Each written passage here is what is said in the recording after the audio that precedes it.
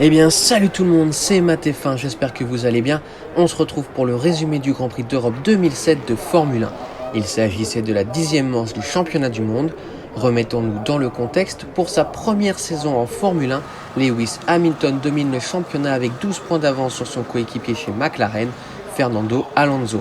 Les Ferrari suivent avec Kimi Räikkönen devant Felipe Massa. Du côté des constructeurs, McLaren est en tête avec 25 points d'avance sur Ferrari, suivent BMW et Renault. Kimi Räikkönen s'est montré le plus rapide lors des qualifications. Il devance Fernando Alonso et Felipe Massa.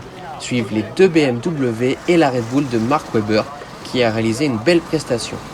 Lewis Hamilton ne s'élance que 10e après avoir été victime d'un gros accident dans les S de Schumacher en Q3 provoqué par l'éclatement d'un pneumatique. Après des qualifications sur piste sèche, rien n'est moins sûr pour la course. En effet, des nuages menacent le circuit et un pilote, Marcus Winkelhock, pour son premier Grand Prix de sa carrière, décide de débuter la course avec des pneumatiques pluie alors que le reste du peloton est monté en pneumatique pour piste sèche. La Spiker s'élance depuis la voie des stands.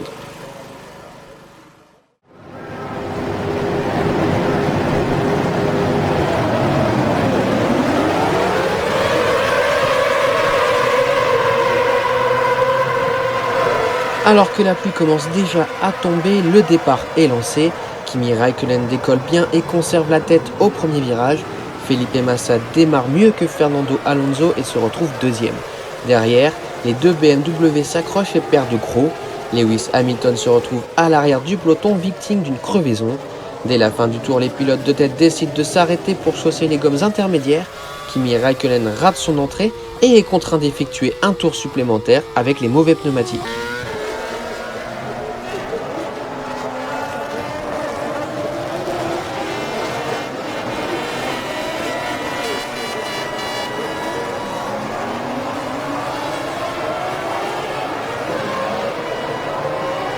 Marcus Winkelhock, qui avait anticipé la pluie, se retrouve alors leader de la course au volant de sa Spiker.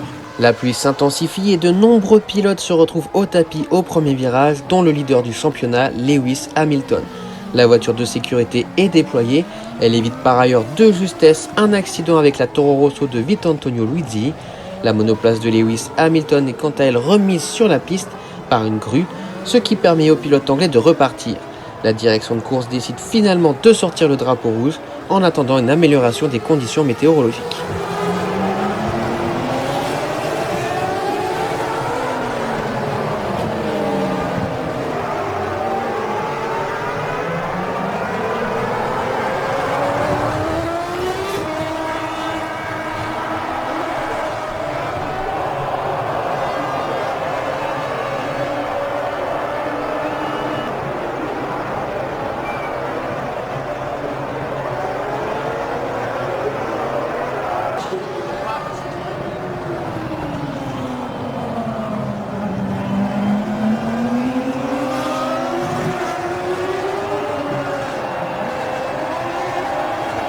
Il aura fallu attendre une trentaine de minutes avant que les conditions s'améliorent et que la course soit relancée.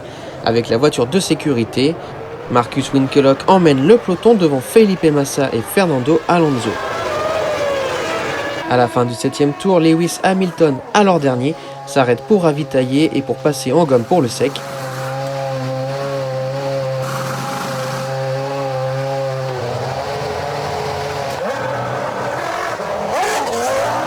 La voiture de sécurité s'efface, Felipe Massa et Fernando Alonso passent d'entrée de jeu la Spiker.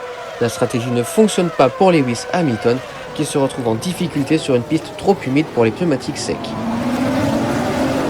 En ce début de course, les deux Red Bull se mènent la vie dure pour la 3e place.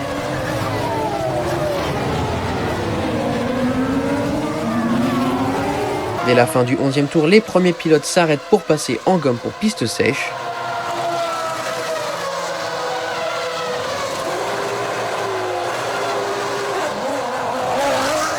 Les deux leaders, Felipe Massa et Fernando Alonso, attendent le tour suivant pour s'arrêter. La stratégie de Kimi Räikkönen fonctionne bien puisqu'il se retrouve virtuellement 3e.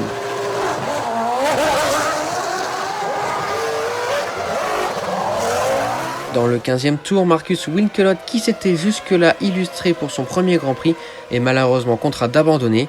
C'était la première fois qu'une Spiker était en tête de la course. Au 31e tour, Felipe Massa accélère le rythme et augmente son avance en tête de la course. Quant à Lewis Hamilton, il continue sa remontée en passant Giancarlo Fisichella pour la 13e position. Dans le 35e tour, Kimi Räikkönen a dans un premier temps été victime d'un problème mécanique sur sa Ferrari avant de finalement pouvoir repartir. Mais le tour suivant, le Finlandais est contraint d'abandonner sa Ferrari dans la voie des stands. Dans le 42e tour, Lewis Hamilton s'empare ensuite de la 10e position de Rubens Barrichello.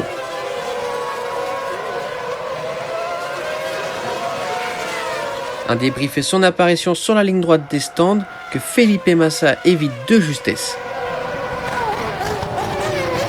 Dans le 53e tour, la pluie fait son retour sur le circuit. Les pilotes s'arrêtent pour chausser de nouveau des intermédiaires.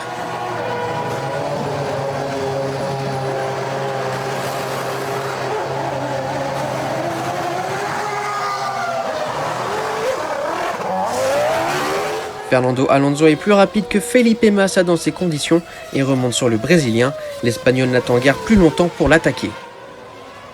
Les deux pilotes se livrent alors à une grosse bataille pour la victoire.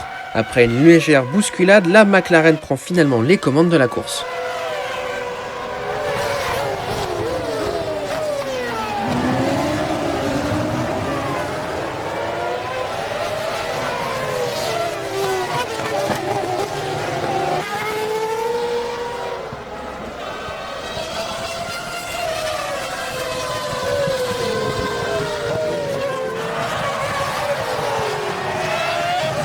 Dans le dernier tour de course, Lewis Hamilton termine sa remontée en passant Giancarlo Fisichella pour la 9e place.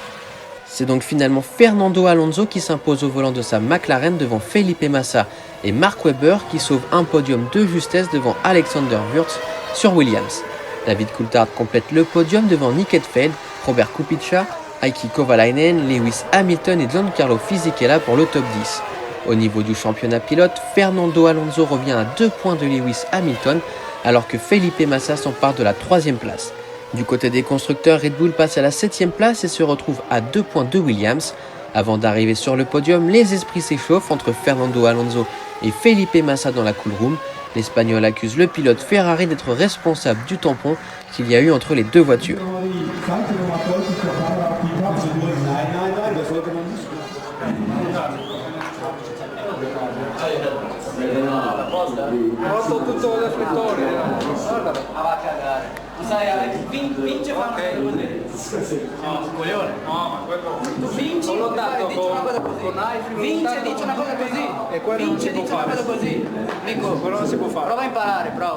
Et bien voilà, c'est la fin de cette vidéo, j'espère qu'elle vous aura plu. Si c'est le cas, faites le savoir en commentaire et laissez un pouce bleu.